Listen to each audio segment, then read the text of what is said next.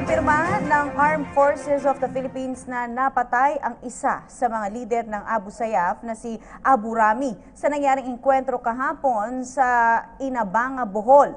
Umabot naman sa 6 na miyembro ng Abu Sayyaf ang nasawi habang 4 naman sa panig ng pamahalaan. Ang detalye alamin natin mula sa aming kasamang si Kirby Cristobal. Kirby?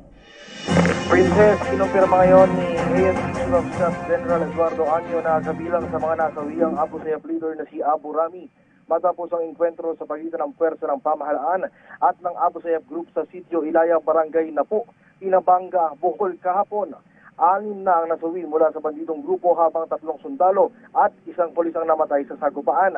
Sa mensahe na ipinadala ni Año sa PTV News, lubos ang pagkilala ang ibinibigay niya sa kabayanihan at sakripisyo na ipinakita ng mga nasawing sundalo at pulis.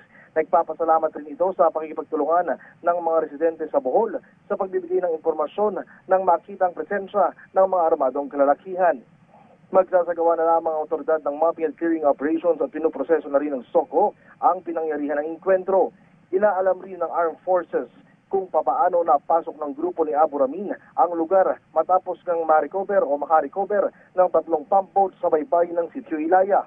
Malaki rin ang tulong ng air assets na ipinadala ng Armed Forces upang makontrol ang operasyon.